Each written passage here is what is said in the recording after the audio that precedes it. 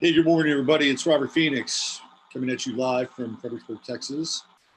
This is 15 Minutes of Flame, your morning cup of reality. How's everybody today? It's great to be back here on Tuesday, which is my Monday, and happy to be here with you.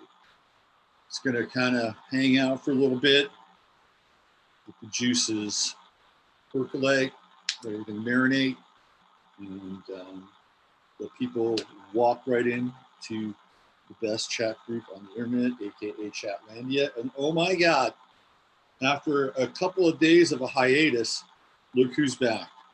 Come on up. Yes, it's your man with a plan, Jasper, the Astro Cat. You know, he sat out on Sunday Night Show, which was kind of interesting. If you haven't seen Sunday Night Show, I had the FOF I on for a few minutes, well, not a few minutes, about an hour, 20 minutes, and lovely person, wonderful guest. And I know some of you have contacted her and worked with her or going to work with her about the relationship stuff and the synastry stuff, and that's a cool thing. Mercury retrograde is upon us. Has everybody started to feel it yet? I have. I've been. It's going to be an interesting Mercury retrograde for sure. Working through some of the fog in the communication realm. Let's see, who do we have here? We've got Mary. Hi, Mary. And then there's Maury and Mary together. There's Christy. Hey, Christy. And Kari and Beth Berry. We got Maury, Mary, and Beth Berry. Sounds like a law firm. Reether, Benair, and Berry. Something like that. Yes, Jasper is back on the case. I've got some really great news that I will be sharing about the Friday Forecast. I can't share it quite yet, but it's kind of a long-term development and part of my commitment to bring you more content and dynamic content. So that's going to be announced later. I can't do it right now, but I'm really excited about some of the developments in the Friday Forecast. The other thing that I'm going to be doing for those of you who have signed up and are subscribers, I'm going to be offering even more perks. And I'm really excited to be able to work on some of that. I've got a whole catalog of old broadcasts that I'm going to try to put up online. And anybody who's a subscriber will be accessible. You'll be able to tap into those broadcasts. It doesn't matter what level you're at, 5, 10, 20. Got a whole host of stuff going all the way back to Blog Talk Radio, speaker shows, and a lot of really great guests that they're not up. You know, people like Alana Freeland and some crazy stuff, really, really crazy stuff. I think one of my favorite shows is when I interviewed the guy who had sex with a dolphin. That was one of my favorite shows. Let's see who else we have here. We got Natasha. Hey, Natasha. How are you? Hope everything's well in your front. The Energetic Trail. There's Miranda. Hey, Miranda. Nice to see you. Morning. There's Tamara. Hi, Tamara. What's happening? And so anyway, some good developments. So I'm going to have that, and anybody who subscribes will get a discount on my astrological services as well. And that's across the board, 5, 10, 20, whatever. You're going to get a discount on the things that I do, whether it's readings or reports or whatever it is. So keep that in mind as well. Some more perks for you guys to be able to kind of wrap your head around with that. And I got a new domain name last night. We'll see what happens with it. I was playing around, and I decided that I needed to have something that could rival the Leo King. So I came up with a domain that I think might rival the Leo King. It's like, okay, man, if this guy's a Leo King, then what can I be? So I might break that out soon. We'll see what happens. So I got things to work on, a lot on my plate. Let's see who else is in chat. Oh, hey, there's Diana. What's going on, Diana? Nice to see you. We got 26 people. It's a robust 26 people watching. That's great. Okay, so why don't I just start to get into today's show a little bit. I'm wondering if I should play this video. It's very funny. It's very, very funny. I gotta find it now because I think I took it down for a second. I'm gonna play a few minutes of it because it's a good Mercury retrograde kind of video. I wasn't planning on bringing it up, but let me bring it up anyway. Very funny. Let's have some laughs before we get into the heavy stuff today. I'm not going to play all of it because it's fairly long, but I'll play you enough so that you'll enjoy this. You'll enjoy the taste and the fruits of this video. Give me a second to find it. Okay, here comes Jasper. He's going to own everything. He's going to own my computer now.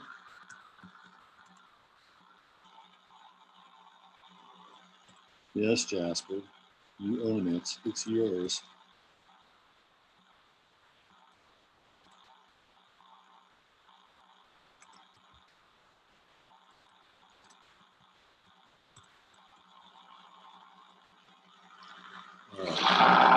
You guys are going to get a kick out of this. Some of you have seen this. Some of you guys who live around the 11th house side have seen this. Hold on 1 second. Okay.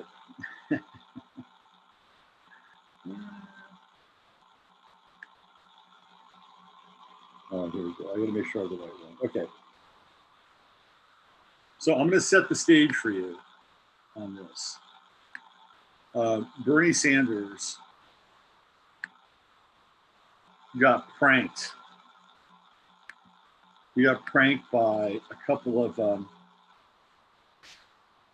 Russian phone prankers. This is hilarious. So in this phone prank, Bernie Sanders thinks he's talking with Greta Thunberg. I'm going to play you kind of light the mood a little bit here. This actually happened, and it's funny because it happened. They posted this on, it was Thursday, the 13th, and it's right in that kind of Mercury retrograde kind of gate, everything stationing, and it shows a number of things about Bernie Sanders. Here, let me play this.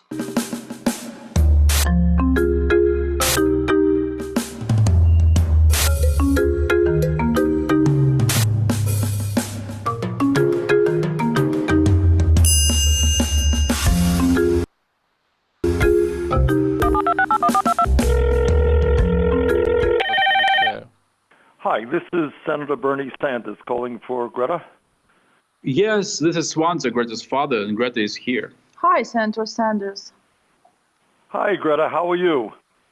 Fine. Nice to meet you. It is nice to talk to you. Nice to talk to you. Well, listen, thanks for the opportunity to chat.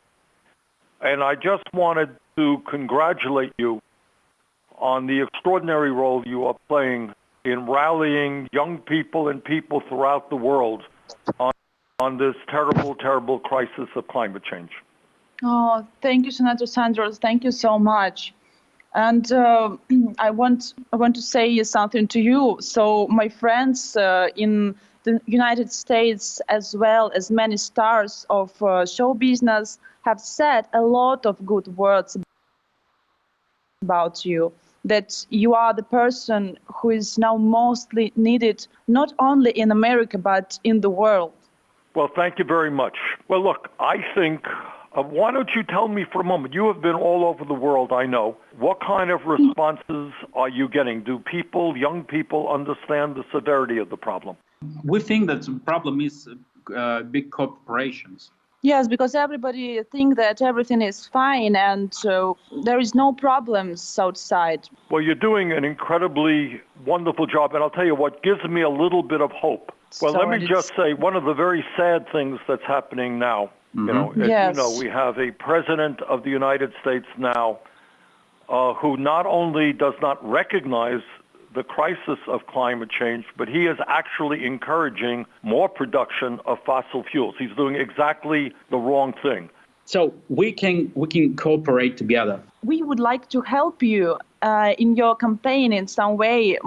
What is the best thing to do? Well, if you would like to help in our campaign, that would be wonderful, and we would be very appreciative because you have generated so much excitement among young people and all people throughout the world. You are admired very, very much. I don't know, are you planning to be in the United States in the next few months? We will be in February. Yes. Well, that would be great, but if you wanted to make a statement in support of our plan and my candidacy, I would be very appreciative if that's something you feel comfortable doing. we can do that. Okay, that would be wonderful. We would appreciate that very much. And It would be what nice. I would love to do, we can bring some folks together with you. And I think we can have a wonderful meeting if that's something you would be interested in. And by the way, I have a lot to learn from you in terms of climate strike, because you held strike for civil rights in 1962. Yeah. Yes. And we must strike together when I return to the United States, as you said, in White House. Okay. We'll do that too. But let us continue to talk. And when you come to the United States, I will bring some people together and we can do some interesting things. And if you wanted to make a statement in support of my candidacy and the program we have outlined for climate change, I would be very, very appreciative. By the way, we have a great idea what we can do together. I think it would be useful for your campaign. Yes, so we had some idea. My friend, singer Billie Eilish and rapper Kanye West are also fans of you. So they are world stars. And I asked them, and they would like to do a cool rap and shoot a video clip. In this way, you will be able to tell young people about your program. They would be willing to do something on the internet on that? Yeah. Yes. That would be terrific. Rap music is popular now. We can involve young people in your program. Absolutely. Rap music is very popular. We have a number of rap artists who are working hard on our campaign. I think it will be nice. And we all can spread this rap on social network. Okay, that is wonderful. Well, you keep up the great work that you are doing, and I'll look forward to seeing you very soon and staying in contact with you. Okay. Yes, and if we want to make the video successful, we need to put there a lot of expensive cars and girls, and I think, and you need to wear gold jewelry and chains. It will be nice because young people love like that. Okay. Yes. And you can move your body faster, like. There you go. And, all right. Well, thank you so much, and keep up the wonderful work. We wanted to take your advice. Recently, we were invited to Russia next year, but we're afraid of it. So we know that you had some problems with them, and we are afraid, so we just don't know what to do. Well, here's what I think. Russia has been, and Putin has been very bad, as far as I know, on climate change. They have a lot of oil. Oil is important for their economy. They make a lot of money on oil. And Putin has been, to the best of my knowledge, very bad on climate change. I think what you don't want to do is simply walk in there and get used. But I think before you go there, you can make it, do the research, but say, you are going to Russia because Russia is one of the important economies in the world, and it is absolutely imperative that Russian leadership acknowledge the reality of climate change and pledge to do everything that it can to transform its own energy system and work with other countries. So I would make that very, very clear before you walked into Russia.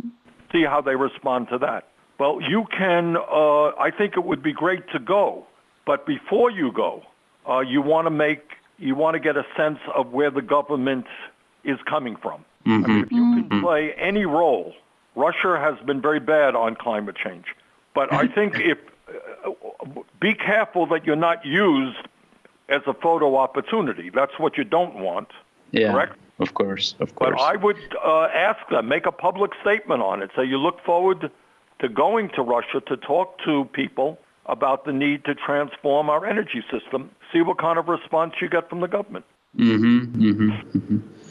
Yeah, I know. And I know that you will impose sanctions against them. So maybe it's not right if we support you. What we are concerned about, that's a separate issue. They are intervening in American elections, but that's a separate issue with regarding to climate change. If you could get them moving on climate change, that would be an extraordinarily important occurrence. Yeah, thank you for your advice. And also, I know everyone in Russia is a communist. You are a socialist. Yes. Do you think it is possible to lead the United States to communism? Well, democratic socialism is pretty. It's not radically different from what has gone on in Sweden. Yes, I know. I know you were in Russia in 1988 with your wife. You went there on your honeymoon in Yaroslavl. Well, is it right? Yes. Yes, Yaroslavl. Yes, it's a beautiful city. We went there in order to establish a sister city relationship. Do you know what I mean by sister city? You were the mayor. I remember. That's right. I was the mayor of Burlington, Vermont. That's right. You know, Mr. Sanders, we're concerned about the ratings. We need to collaborate together. Our ideas should win. I would like to ask you to cooperate with the person who we love too. I mean, Peter, who is your competitor. Oh, Peter Yeah. You talk about Mayor Pete Buttigieg? Yeah, right. We think that, me and Greta think that he's a good vice president. Could be. Okay, well, I will take that under advisement. So about your trip to Yaroslavl, did the KGB recruit you where you be there? A record of me in Yaroslavl? Yes. I think. It could. I honestly don't. I don't know if there's any video at all. At the end of the conversation, I want to tell you exactly how to win the presidential race. Then in the Soviet Union in 1988, after you were recruited, you were programmed to work for Russia, and your memory was erased, so the CIA wouldn't track you down. Well, so excuse me? Is this what you believe?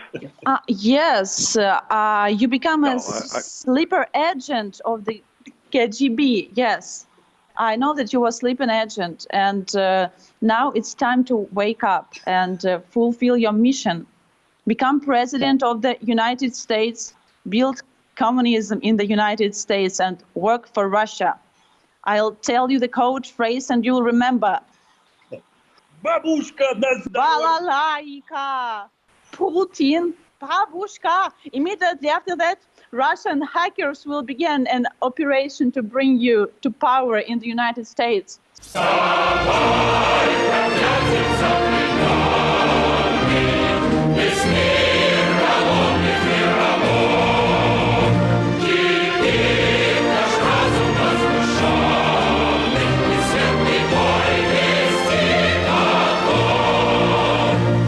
You understand, I'm Komsomol member. I follow the precept of Lenin and Stalin.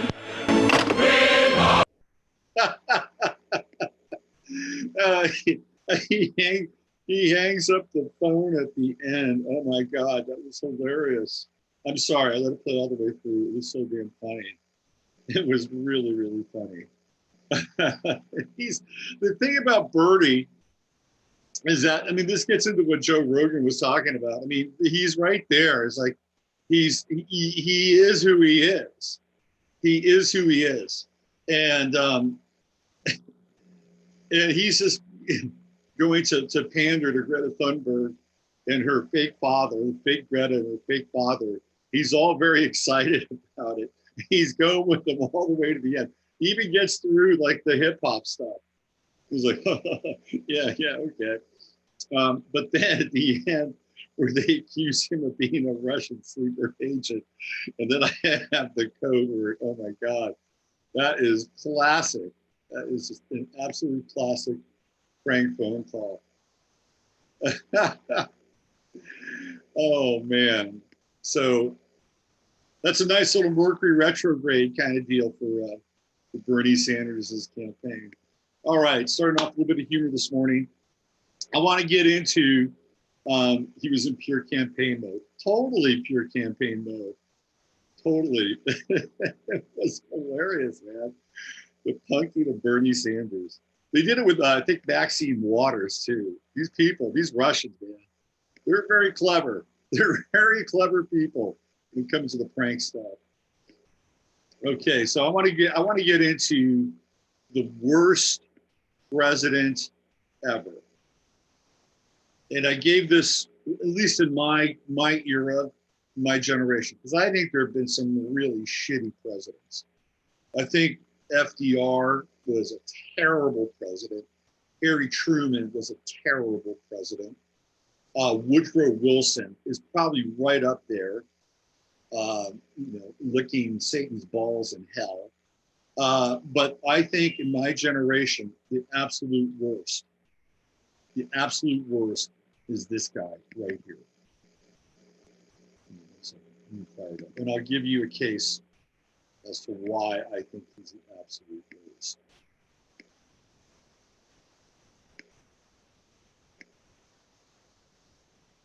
Lyndon Baines Johnson, also known as LBJ. And I gave this some thought. And when you begin to see the ripple effect of LBJ, you'll understand what I mean by how he is the absolute worst president in our recent memory. He's worse than George W. Bush, and that's saying a lot. I think J.W. Bush, W is probably a close second, and I'd probably rank Obama behind W. But it's tight, man. It's tight. They're all fighting for that second position. Clinton's right in there too. Those three characters, terrible, absolutely terrible. And Jimmy Carter trailing the field in fourth. So let me talk a little bit about LBJ. He's from this area where I live, and there's a city right down the road from Fredericksburg called Johnson City, named after this man, LBJ, Lyndon Baines Johnson. So why was he such a terrible president? Where should I begin? Let me get up the next photo, which will give you. Let's start with the fact that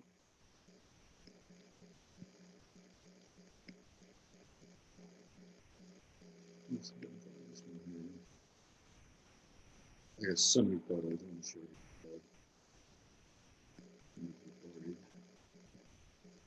Let's start with the fact that he was involved, in my estimation, and through my countless hours of research, he was involved in the assassination of one John F. Kennedy. Let me throw up this next graphic here. This is an interesting book, by the way, or at least it looks interesting.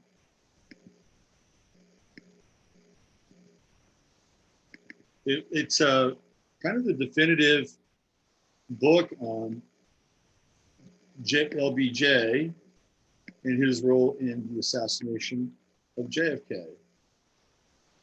You'll be surprised to see who the author is. New York Times bestseller, The Man Who Killed Kennedy, The Case Against LBJ. Look who wrote the book, Roger Stone. Now, I've gotten into this subject pretty intensely in the past. And it's pretty clear that the assassination of JFK has LBJ's fingerprints all over it. They hated women. And LBJ was brought onto the campaign to get the Southern vote. It's the only reason he was brought into the campaign. There was no other reason than that, at least as far as Kennedy was concerned. And they were both womanizers. And LBJ despised the fact that JFK got more and quote unquote better tail than he did. Because as I've chronicled in the past, LBJ was very proud of his Johnson. It supposedly was quite large. And he had no problem swinging his dick in any situation where he could use it as a psychological advantage against other people, especially dignitaries and foreign heads of state who'd come to visit at the White House to have a meeting with him. He would know when they were coming. He would be in the White House pool. He would be naked. They would be shown to the pool. And LBJ would get out of the pool and he'd have his schlong hanging in the wind. And he did it. He did it to show the guys that were coming over that essentially his dick was bigger than theirs. This was not uncommon for him. And he despised JFK because of the attention that he got from women. So he's operating from a really low chakra perspective. You know, he's right at the first three chakras. And he wasn't the only person that wanted JFK dead, but he was definitely in on the coordination of the event. Let's put it that way. And he had no tears for JFK. In fact, there's some interesting transcripts of letters between him and Jackie. And you can tell that he is trying to, how should we say this, soothe Jackie's frayed emotions and nerves. And he's stating to her in these letters about how fond he has been of her. He's always been fond of her. And that if she ever needed his help or any consolation, to not hesitate and to please contact him. Of course, he wanted to ship Jackie. Who knows, maybe he did. But anyway, that's part of the public record. You can see some of those letters. So this is number one. This guy, while probably not the architect of the JFK assassination, certainly was in on it, oversaw it, and was more than ready to assert his power as a result of this. But one of the things that was also quite interesting was his relationship with then FBI Director J. Edgar Hoover. And J. Edgar Hoover, of course, was terminally compromised. I mean, terminally compromised, because J. Edgar Hoover was a drag queen. That's who he was. J. Edgar Hoover was a drag queen. And I think I have a picture of him and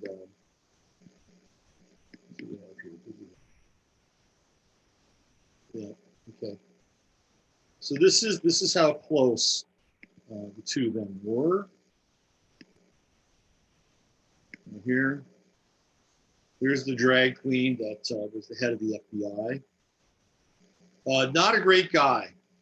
Not a great guy. I was reading about some of his exploits last night, and how he was connected to some of the seminal people in the early foundation and formation of Donald Trump and Trump's father in New York City. And here's LBJ with his arm. Look at that face. Why are you taking that photo of me? This is the guy that started the FBI. And the FBI would have been a key department to go through the investigation of the assassination of JFK. And that never happened. And if it did, it was cursory at best. And Earl Warren, who was the head of the Warren Commission, a former Supreme Court justice, Earl Warren was a 33rd degree Mason. So now we have LBJ not only being a key figure in the assassination of John Fitzgerald Kennedy, but he's got the goods on J. Edgar Hoover, which means that pretty much he's got free reign, because people in the know knew that J. Edgar Hoover was a crossdresser and he loved to have relationships, sexual liaisons with young, good-looking men. He would dress up as red dresses, whatever, and he'd have these fucked up fantasies. And here he is. Oh, you see that? You see that right there? That is two-ball cane. That's a Masonic symbol. Two-ball cane. There's the cane, there's the two balls, right? So even there, he's flashing some of his lodge creds. Interesting. So what happens? What happens during the reign of Lyndon Baines Johnson in the void and in the vacuum of JFK? I think Maury hit on it in the chat room, and he talked about the Great Society. Yes, the Great Society and the war on poverty. And we're going to explore that in greater detail here. In 1 second, let me find the right window. And we'll break some of this stuff.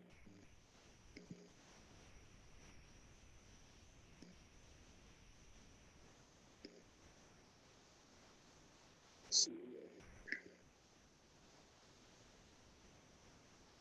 I've got a bunch of them, which can be good, but I had a certain bank of them. So,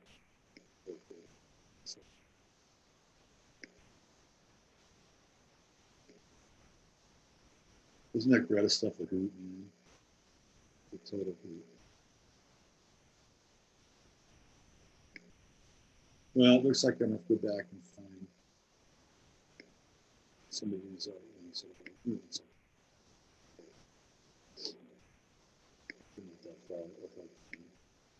And what'll happen is after the show, oh yeah, there it is. Here's that stuff. So let's talk about the war on poverty, which was Lyndon Baines Johnson's claim to fame, which is the war on poverty. And I'm just getting started here. This is just for starters.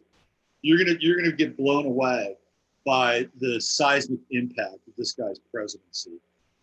It'll blow your mind. Let's start with the war on poverty. Here's the WikiLeaks page or the Wikipedia page. So what's really interesting about the war on poverty, is that at the time of the war on poverty was actually down. It's like it was trending in the other direction. So there really didn't need to be a war on poverty. Poverty was being eliminated due to the fact that more people were getting jobs, were working, and capitalism, and that version of capitalism was proving to be something that was not only sustainable, but it was also this model that worked.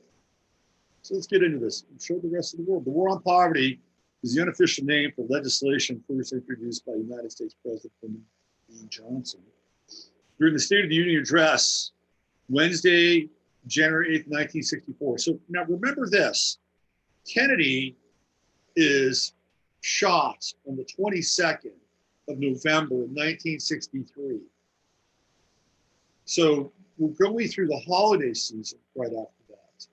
America is going through its darkest Christmas ever in the history of the young country. Incredibly dark Christmas. They're mourning the death of their president while they're standing around the old Christmas tree, the Yuletide log and all that, right? So then we have New Year's, a very, very dark New Year's Eve celebration. And then right on the heels of that, boom, January 8th, 1964. So when we see this, and we see this war on poverty and the Great Society and everything that's rolled out, that had been worked on for quite a while. Just like the Patriot Act had been created prior to 9/11. Johnson's mandates with the war on poverty, the Great Society, had been in the works. Now, it could have been an initiative that Kennedy had been working on as well. But I think it would have looked far different on Kennedy's watch than on Johnson's watch. I'm speculating, but that's my sense here. So in the aftermath, the nation is shocked, it's stunned, they're dealing with collective trauma, and out rolls the war on poverty. Do you think people are going to be in a fighting mood after the loss of Kennedy? The answer to that is no. People were wounded and they were traumatized.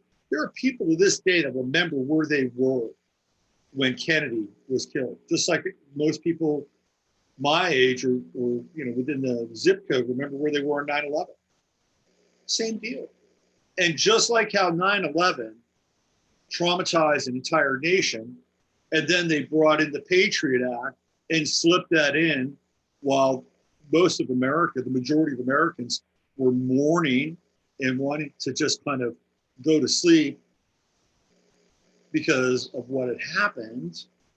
They'll just look the other way and they'll say, okay, this is in our best interest. We just had this terrible, terrible thing. Okay. Whatever you say. Right? I mean, this is how it works. People are traumatized and then a new program is inserted. And ironically, or perhaps unironically, the MK Ultra program reaches its height, reaches its zenith with Lyndon Johnson as president of the United States.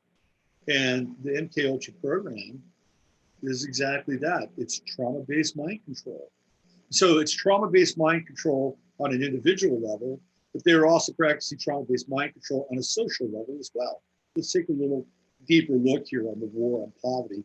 January 8th, Elvis's birthday, by the way. And at that time in 1964, Elvis was king, man. Elvis was king. This is, kind of the height of Elvis Presley. I think he might have been, was he still in Germany then? I don't know. All right, anyway, here we go. Also David Bowie's. So it's the Economic Opportunity Act, which established the Office of Economic Opportunity, OEO, to administer the local application of federal funds targeted against poverty.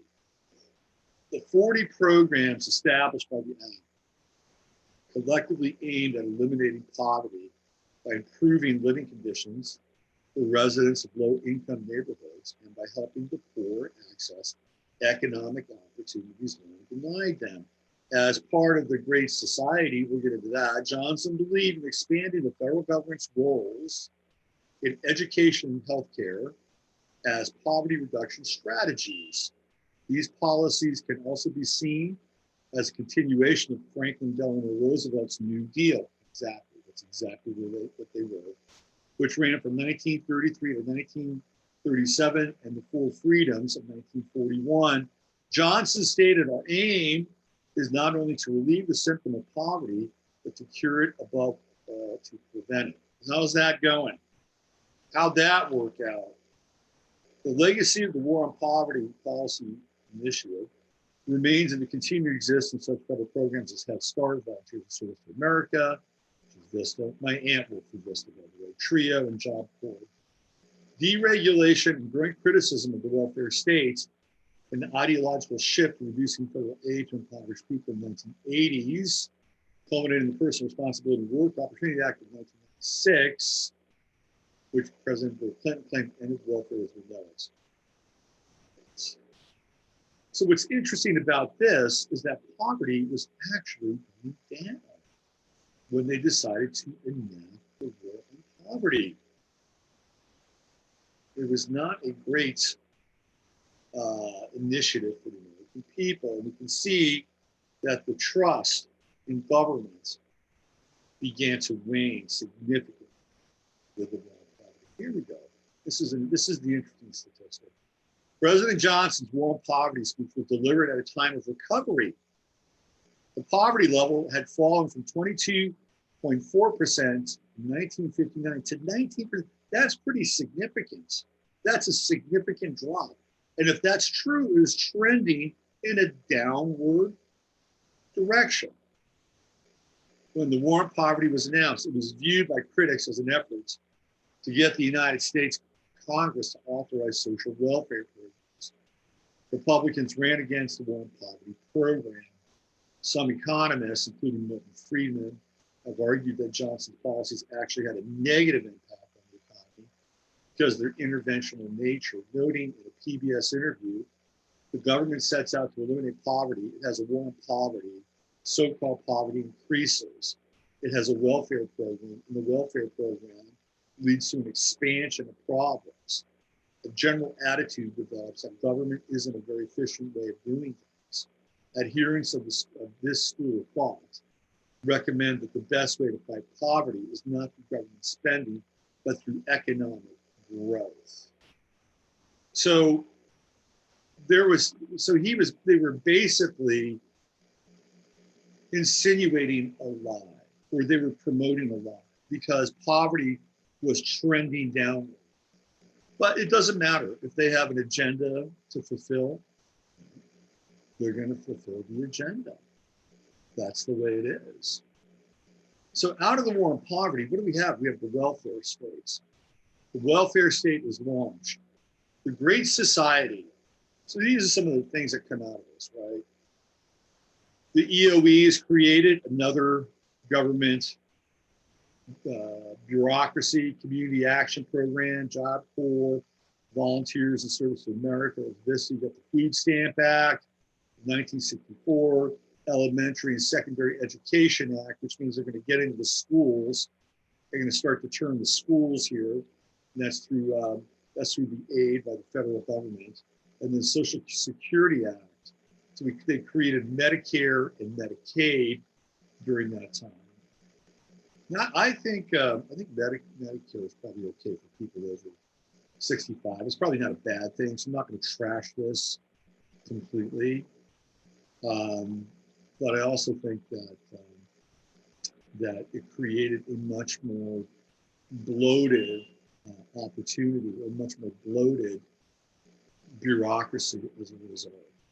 So let's look at the Great Society, and let's look at some of the things that the Great Society was trafficking in. These were the ideas, and these were the institutions that came out of the Great Society. This is not the band that was fronted by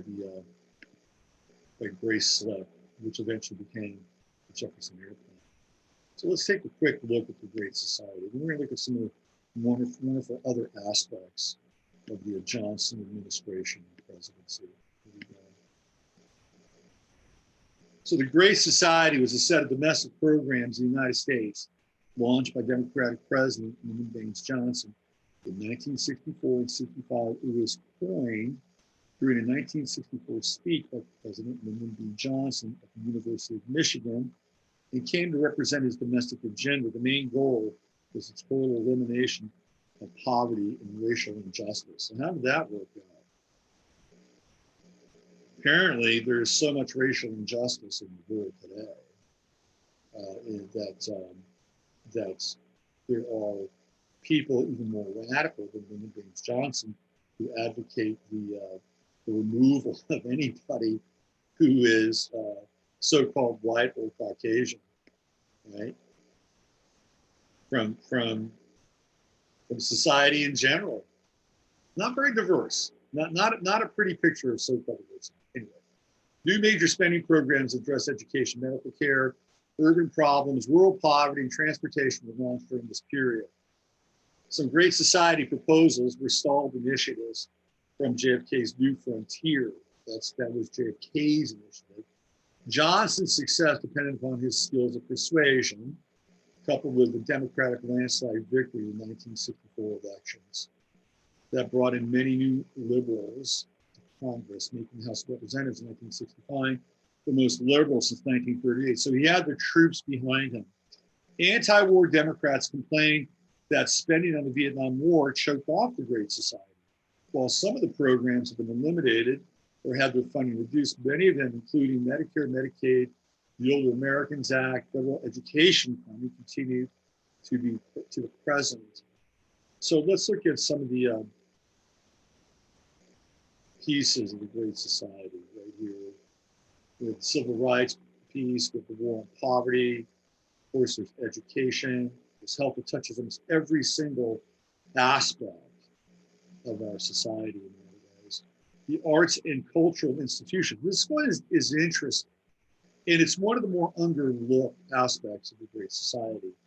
Johnson promoted the arts in terms of social betterment, not artistic creativity. So we're talking about artistic and creative groups and efforts that are about an ideology versus art.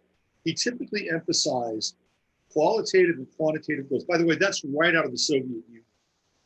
That kind of political directive, especially the power of the arts to improve the quality of life of ordinary Americans and reduce the inequality between the haves and the have-nots. Karen Patricia Heath observes that Johnson personally was not much interested in the acquisition of knowledge, cultural or otherwise, for its own sake, nor did he have time for art appreciation or meeting with artists. So he didn't give a shit about art. He just saw art as a form of indoctrination, programming, and control. So he creates, the NEA is created out of this. And we look at who's received NEA grants over the years and what those grants contributed to and the type of arts that the Great Society and the NEA has fostered from an ideological perspective. In September '65, Johnson signed the National Foundation on the Arts and Humanities Act into law. So that's where we get the NEA from. And that was, and the National Endowment for the Humanities, a separate independent agency, has got to create more government. Lobby for federally funded arts and humanities support began during the Kennedy administration. In 1963, three scholarly and educational organizations, the American Council of Learning Societies, ACLS, and the Council of Graduate Schools in America and United Chapters of Phi Beta Kappa, joined together to establish a National Commission on Humanities. In June 1964, the commission released a report that suggested the emphasis placed on science endangered the study of the humanities. In elementary school, with postgraduate programs. Yes, we don't want people thinking logically.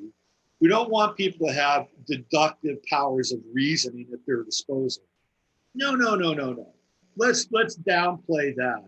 And let's bring in the more subjective realm of arts and the humanities, which of course, again, trends towards propaganda and programming, especially when it's endowed by the government, because the government is going to be the one that is going to okay funding, right? So let's say, for instance, during that, and even now, I mean, let's say I wanted to have an art project, and I wanted my art project to be, let's say, have as many people with American flags held up, like a poster-sized American flag. Okay, have as many people holding up a poster-sized American flag, American values, and then have that moment be synchronized, and then have a satellite, low orbital satellite, fly over and take a photo of that, and then blow that photo up. And this would be my proposal to the NEA. I think the NEA would be open to that. Oh, what a great idea. What a great idea. This is a wonderful collective kind of experience, celebrating America, whatever the American values are that we've agreed upon, at least up to now. You think I would get a grant for that? I don't know. I don't think so. What if, however, I applied to do the same thing and I decided that I wanted the flags to be, instead of red stripes, pink stripes. Okay, so we have pink, we have white, and instead of stars, I would have 50 of the most important and influential people in LGBT history, representing their faces, representing each one of the stars. And then doing the same thing and holding that up, and then having a low orbital satellite photograph that, you think that the NEA would be more inclined to give me money for something like that? That's your sweet ass there. Well, you see, this is how it works, because they're going to control the funds. They're going to control the funding. And if there's an artistic piece that they want to get behind and fund, which is going to be based on whoever is dispersing the money from the NEA, that's what they'll do. And if they don't like your idea or you don't fit the right demographic, you think you're going to get the funding for that? No, absolutely not. In August 1964, Representative William S. Moorhead of Pennsylvania proposed legislation to implement the commission's recommendations. Support from the White House followed in September, and Johnson lent his endorsement during the speech at Brown University. He got busy, wasn't he? The administration's plan, which called for the creation of 2 separate agencies, each advised by a governing body, was the version that Congress approved. Richard Nixon dramatically expanded funding for the NEH and NEA. How about that? The national NPR was created during the Great Society. National Educational Television, NET, PBS, NPR, National Public Radio. These are all organelles of the state, right? They are state funded. And they ultimately began they were born under the watch and under the watchful eye of the Great Society and Lyndon Baines Johnson. So their roots as groups of organizations are connected to this Great Society and the war on poverty historically. And so they're going to be continuing to bring that content moving forward. Now, PBS, over the years with their Frontline series, has actually had a few really interesting documentaries. Excuse me.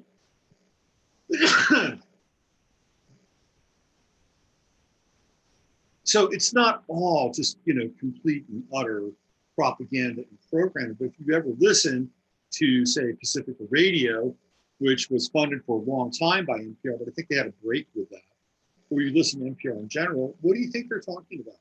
What sort of political stance or ideology are you going to find in NPR throughout most of its programming? When they're not doing kind of cool things like Playtime, which I don't think is even right. But these became the organelles of the state and being able to push ideology, information, and propaganda. And it just goes on and on. We have transportation, consumer protection, which is never a bad thing. Let's see, the environment. James Calfano Jr. has suggested the Great Society's main contribution to the environment is an extension of protections beyond those aimed at conservation of untouched resources. That's not a bad thing. You get the Water Quality Act, Clean Air Act, Endangered Species Preservation Act, National Trail System, Motor Vehicle Air Pollution Control Act. By the way, that led to some very some crappy vehicles that were created right at the turn of the 60s and beginning of the 70s. In the early 70s, with an attempt to try to get both lower emissions and better mileage, Detroit put out some of their worst product. That, by the way, that's also the time when the Japanese began to strengthen their automobile sales in the United States because American products were subpar, they were inferior. So there's some good things here. You got Aircraft Noise Abatement Act, they're not going to build an airport in the center of town. They have to be certain. So, there are certain things here that I think could be useful. But what we saw in general is a massive, and I mean a massive, implementation of government at a scale that we've never seen before, ever. And we're still dealing with a lot of that to this day. And in my estimation, it's really a lot of the welfare stuff and a lot of the kind of, and I'm going to use the word sort of plantation mentality that Johnson created during his presidency, and not a good one. Now, there's more to this than just the social condition. It's the people that are kind of created during that time. And when I show you some of the people who were created during that time, it'll blow your mind. Just as a kind of an offshoot, okay? One of the key figures during that period in the 1960s who really took advantage of the Great Society and the welfare state and used it to his advantage, both politically and ideologically and economically, is this man, Saul Alinsky. Saul Alinsky, of course, is the creator of the book Rules for Radicals and social organization, social organizing, community organizing, and two of his most prominent acolytes, Barack Obama and Hillary Clinton, of course, have made a significant impact on the history of America, culturally, economically, politically, and otherwise. This is the John the Baptist of progressive movements. Of course, Mr. Alinsky happens to be an Aquarius, and he's a radical, right? But if you read Rules for Radicals, if you really read it, you'll also get that this guy was fucking brilliant, okay? Because he understood the social dynamics, the power of politics, pressure, group dynamics, group psychology. Like, this guy went down the rabbit hole. He learned at the elbow of Al Capone and other criminals, although Al Capone has kind of an interesting backstory, which I'll get into someday. But he learned at the elbow. He was a criminologist in Chicago. And that's where he began to create his ideas with how to transform society. And he becomes one of the most dangerous people in the 1960s, and his legacy continues to live on. He is the father of modern radicalism. But what's interesting about Alinsky is that, look how he's dressed. He's got a suit, he's got a tie, he's got a hat. His whole idea was, we're not going to be long hairs. We're going to infiltrate the system. And once we get into the system, then we're going to just tear the system apart, piece by piece by piece, until we get the kind of world that we envision. And his legacy is still very strong.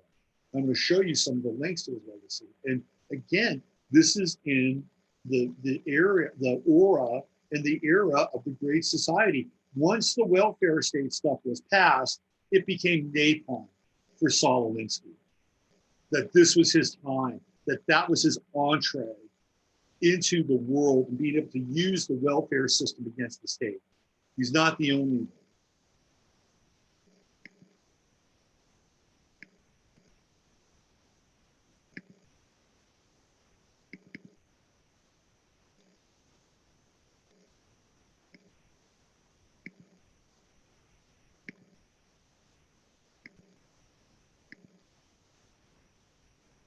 This is Richard Cloward and Francis Fox Piven.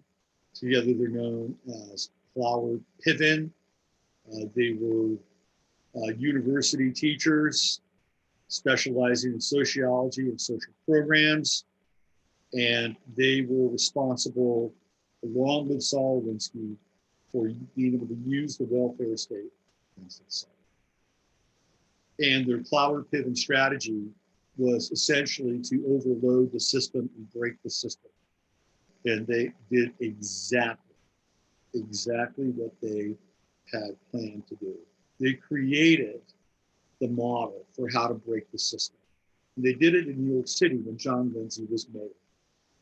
Look how smart they are. So here we go. We've got Saul Alinsky. And by the way, they're Alinsky activists as well. We have Alinsky, we have Cloward Piven.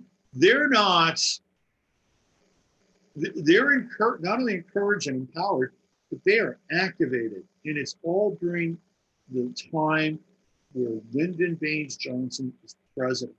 And just in that period afterwards, these are the people that took the reins of power during that time. And their disruption continues to influence our culture and our society this day forward. See, I've got a flow chart here.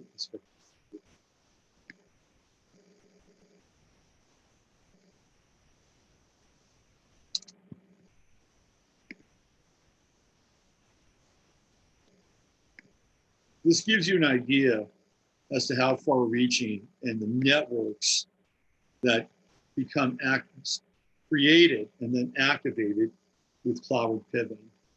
So we see Alinsky here influencing Cloward Piven.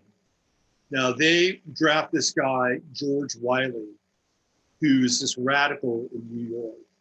And then they begin to implement their strategy on New York City. And then you can see Alinsky's influence, industrial areas, foundation, birthplace of Alinsky, community organizing method. It goes all the way down to Barack Obama. And then along the way, we have Ayers and the Weathermen, who, by the way, also begin to come of age during the civil rights movement of the 1960s. They take over the civil rights movement. SDS comes in and essentially commandeers the civil rights movement. Deep ties, by the way, with the Weathermen and the FBI and the CIA. They got funding to do all their shit, right? We have the Woods Fund, the Chicago Annenberg Challenge. Then here we've got the Tides Foundation. Tides being, of course, George Soros. Out of Wiley's NWRO, we have Acorn, Wade Rathke, who is the organizer of Acorn, because they create the model here. This is what happens. They create the model. Cloward Piven create the model. Then there's Acorn.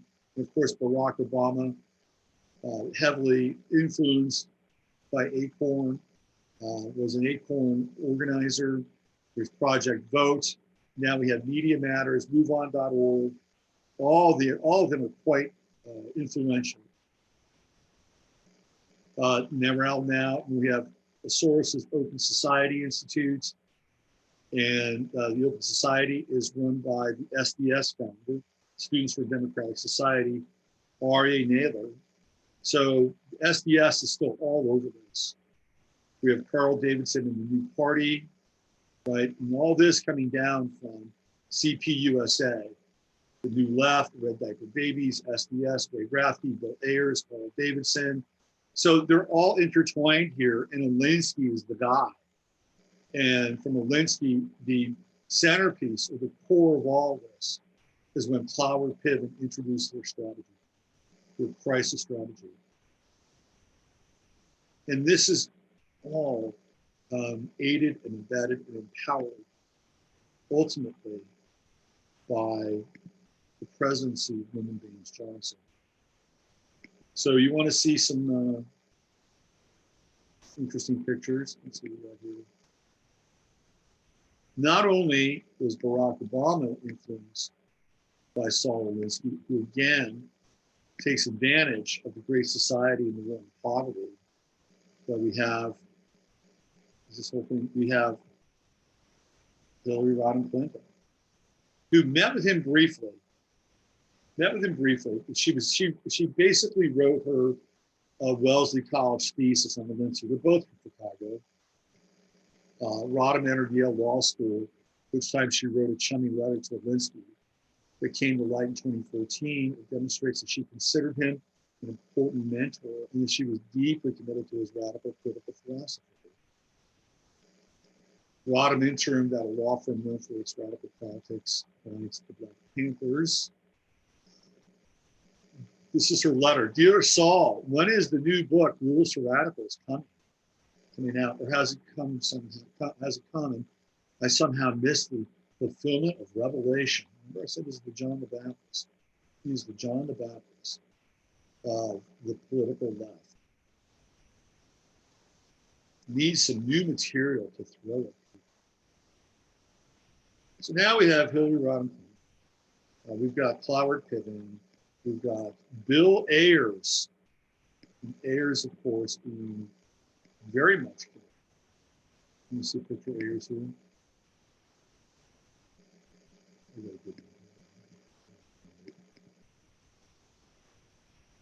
And I haven't even got into the Vietnam War, because all this doesn't happen without the Vietnam War. It's all in the specter of the Vietnam War, right? Because that's where the protest movement is. And Johnson, you'd think Johnson was an anti-war president, a Democrat. That's bullshit. Johnson aided and abetted the Vietnam War. Now, this picture is a young Barack Obama, theoretically with Bill Ayers. Now, I think it might be Photoshop, because that head looks Photoshop. And the author, or the person who printed this, I think does perhaps a disservice in some ways. Now, if it's not Photoshop, it's a real smoking gun. But even if it's not Photoshop, they had a very strong relationship. A very strong relationship. So not only do we have Bill Ayers and the Weather Underground, but we also have Barack Obama, Hillary Clinton, and these are all the bastard children of the Great Society. And it all happens due to Lyndon Baines Johnson. And then let's not forget, I mentioned this as well. I'm going to just pump this up a little bit.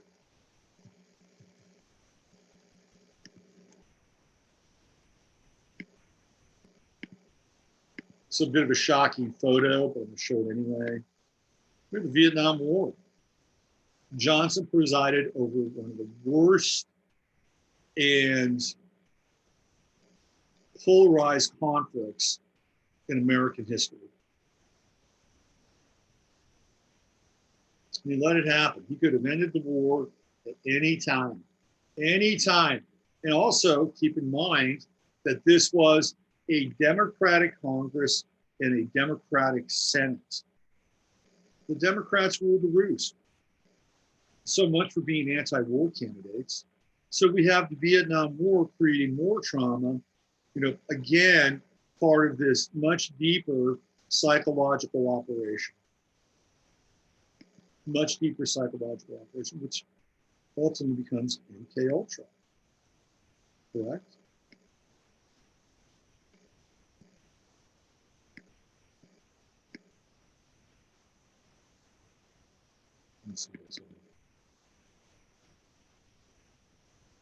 Which leads us to the next generation of radicals that have been spawned by the abject failure of our society and our culture to curtail the influence, the dark influence of what happened in the wake of the death of John Kennedy. It's ongoing, and we're still dealing with it. And we're dealing with it in a very significant way. Let me introduce you to this fellow. In case you don't know who he is, his name is Chesa Boudin. His parents are serving life sentences in prison because they were involved in the robbery of a Brinks truck while they were members of the Weather Underground, and were also involved in the death of the drivers of the Brinks truck that was loaded with cash. This is their son, and he is the new district attorney for the city of San Francisco. Never tried a case in his life. But that doesn't really matter now, does it? Elena Kagan has never tried a case in her life. She became a Supreme Court justice. His biggest claim to fame is that he sat side by side with Hugo Chavez and helped him organize his letters. Once Chesa Boudin became the DA of San Francisco, he fired a bunch of attorneys. He fired a bunch of public defenders. PDs, he fired them.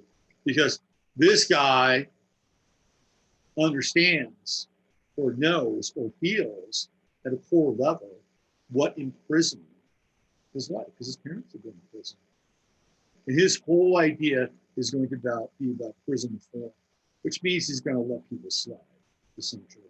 Now, why is Chesa Boudin an integral part of the story? Because it represents the next generation of radicals. And who raised Chesa Boudin? Wait a second, I'll show you who raised him.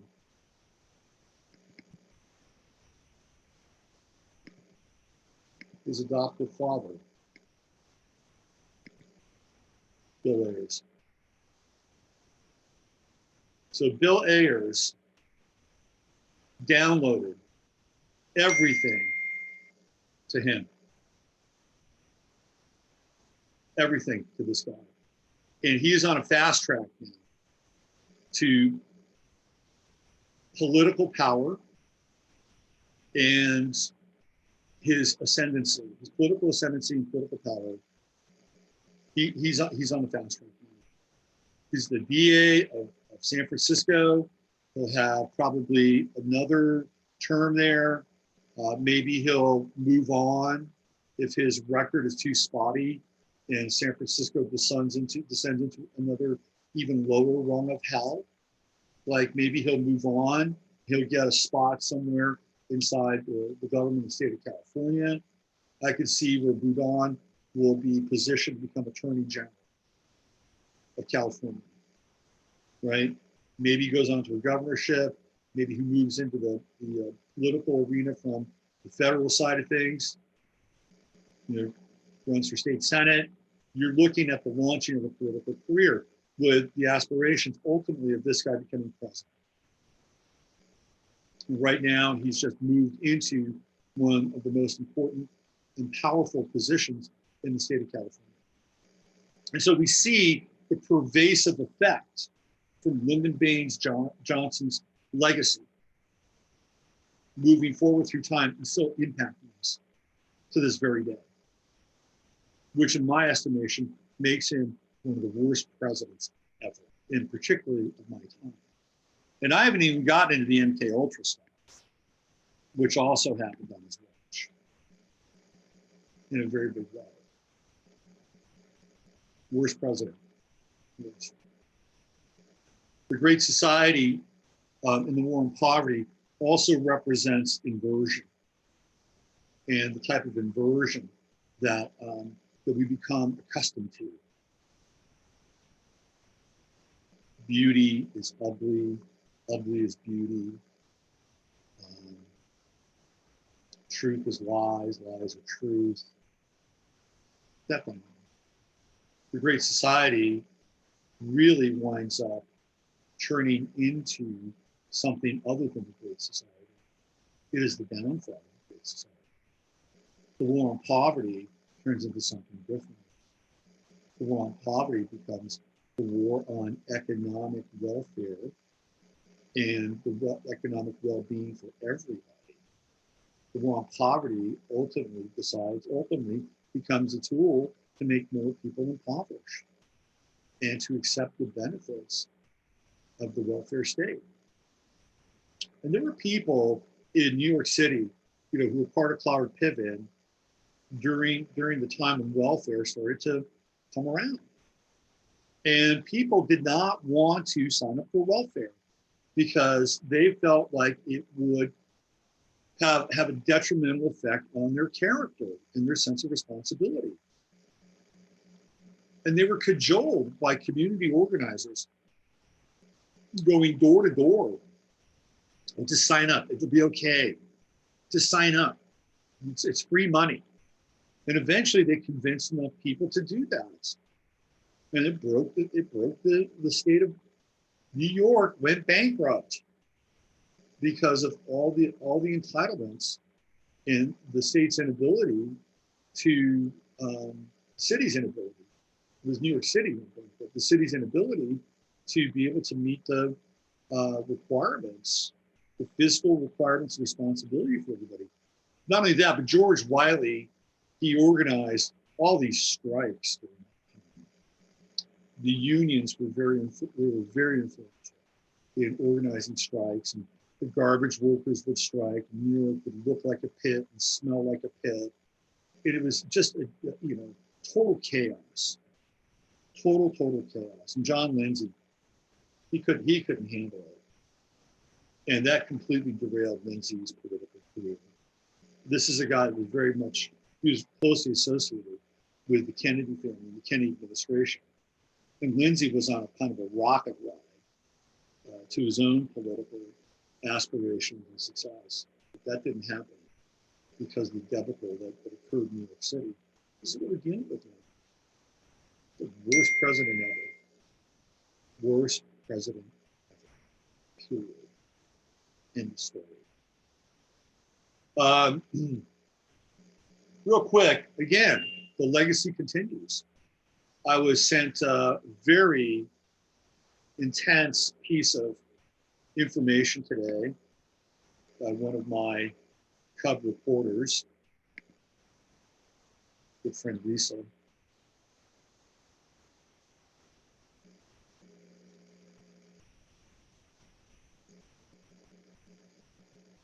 I'll show this to you guys. It's pretty important because this really illustrates how far things have descended, and maybe because people are finally starting to see this now, maybe they're going to wake the fuck up, and hopefully we'll be in a position both economically, fiscally, and physically to do something about this. So this is a California-style Brexit. So California Democrats responsible for the state's new anti-gig worker law, AB 5, are they so out of touch that they're not aware of the growing anger of the constituents? It appears so. So let me give you kind of a breakdown on this AB 5. If you are an independent contractor, you cannot work anymore in California. You're fucked. You've got to belong to a union, or you have to work for a corporation. There are a lot of freelancers in California. And the first thing that I saw that was collateral damage with this was a basketball website called Golden State of Mind. And it's all about the Golden State Warriors, and it was owned by a larger company called SB Nation, which is owned by another company called Vox Communications. So after this bill passed, Vox Communications could not continue to pay the independent contractors who were contributing to that site. It was against the law for them. And all of a sudden, the people on that site were freaked out. The people who were contributors, and they found out that they were losing their independent contract gigs through a tweet from Vox Media and SB Nation. So that website, which had been a real gathering place for people that had, love for the Golden State Warriors, it's been cratered. The site split off. Now it's another site, and it's not as good as the other site, and everybody loses. You may not care about sports, but let's just transpose the model. Let's say it was a website that was about nutrition and health, and they had hired a bunch of freelancers and contract workers. Well, they'd have to let them go based on this law. They'd have to let them go. Either that, or they'd have to hire them, or they'd have to belong to a union.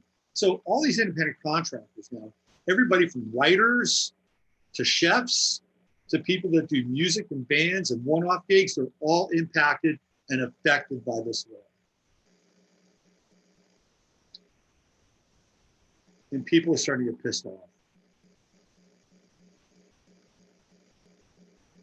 Lorena Gonzalez, the San Diego Assembly member who authored AB 5, faces public condemnation wherever she goes. Do you think she cares? She doesn't give a rat's ass about the condemnation. This is another person, by the way, who's on the fast track for the presidency at some point in time. Lorena Gonzalez. I looked up her record, where she went to school. She was first generation. Mother was an immigrant from Mexico, a nurse in Oceanside, California. She grew up, went to UCLA, went to Stanford, went to Georgetown. Like, there are dozens of Lorena Gonzalez's around the country who are being farmed and groomed so that they can move into these positions of public policy and eventually infiltrate the federal government. This is what's happening. Because somebody with her background probably would not get as far without a few little nudges, some key scholarships along the way. Propels her all the way to Georgetown. Makes connections inside Georgetown. She's being groomed. She's not the only one. She's not the only one. And again, this is the net effect of the frickin' Great Society, because government became steroidal during that time. So we're dealing with this. We're dealing with the aftermath. And Lyndon Baines Johnson, worst president, absolute worst. America was trending downwards into poverty. There was a major recovery happening. Finally, after World War I, so World War II, manufacturing's really taken off like a frickin' rocket. There's all kinds of available and disposable income. Property ownership is going through the roof. Houses are being built all across America. Suburbia, for better or worse, is being created before our very eyes. And then what happens? Let's pump the brakes on that. And let's create more problems. All right, let me check in with you guys. And today was a bit political. I know some of you like it when I go metaphysical and philosophical. Some of you like it when I go more political. But today was definitely on the political side of things. Let's see where you're at. Wow, that is wonderful. It shows me a Penny Keller. Psychic. How can I donate a quality microphone? Sounds like he's underwater. I've lost all my side gigs for I live in California. Yep, there you go. America sold out to world communism in World War II. Yes, they did. Absolutely. Robert has to, who's that? Rebel State, House of Rebel State Wrench. Growing up, we sang songs on the streets of Queens about John Lindsay to the tune of Windy. Cannot write the lyrics here. Yes, that's true. What else do we have? I've been spending time meditating, visioning a positive future. This is true, and this is important. This is very important. Oh, Steve should get a wrench. I don't know why he didn't get a wrench. I'll wrench Steve up next time. Cuba took in a gaggle of Jews after World War II. 12 years later, Khan was a coincidence with Tavistock. Well, it's really interesting because the so-called Jews that Cuba took in during that time were expatriated from the former Soviet Union. And ironically, Lyndon Baines Johnson was very pivotal in terms of bringing the same group of people into the United States, because he believed that they were suffering under the duress of political pressure. They were in essence political prisoners in their own country. So the same thing happened here in the United States, and Johnson being connected to the state of Texas and Galveston being a port. That's where a lot of the Soviet Jews came into the United States during that time. So that's another wonderful impact of his legacy. And when I lived in San Francisco, we had family friends who were essentially expatriates from Russia, and they were Soviet Jews, and they were really, really good friends of our family. Like I met Boris Pasternak's nephew. One of our closest family friends spent time in a gulag in a place called Harbin in the northeastern part of Russia. And these were good people, and a lot of them were actually quite pro-American. I used to go drink at this bar called the Russian Renaissance. And the guy who started the bar was a guy by the name of Boris. You know, pictures of him and Reagan and him and Bush on the wall. And he was a big contributing member of the Republican Party. So some of these people weren't dyed-in-the-wool socialists. Some were. You know, so it's an interesting kind of mix. Because once they got out of the Soviet Union, man, all they wanted was to make money and experience more personal freedom. The Russian Renaissance was fun. Very cheap, good value. Anyway, but to your point from the chat, that did happen.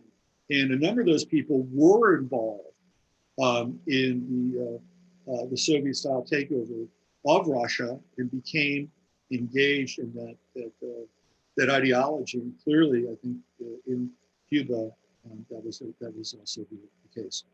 All right, I'm out of here. Oh, by the way, the microphone issue, it's not a microphone issue, it's a computer issue, just to let you know.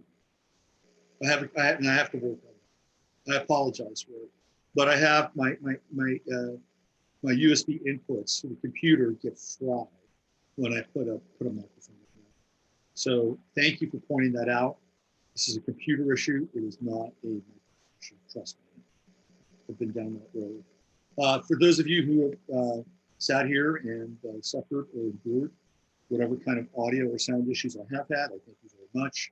And I'll be back tomorrow with another edition of 15 Minutes of Flame. Before I go, though, and I think this is the important part,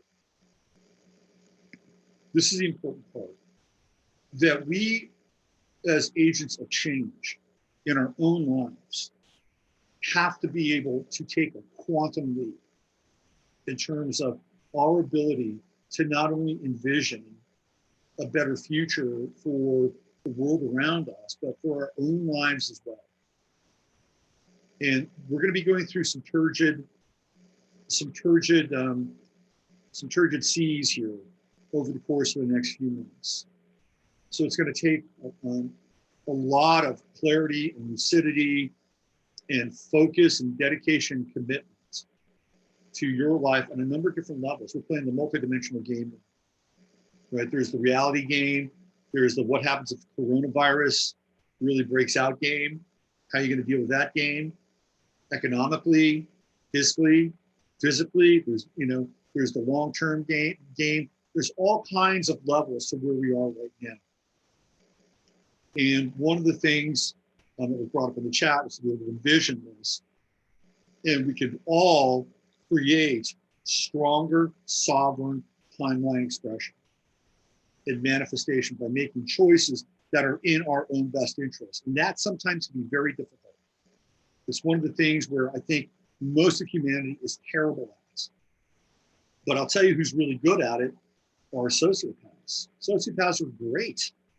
Sociopaths are great when it comes to owning their own self-interest, often to the exclusion of other people, right?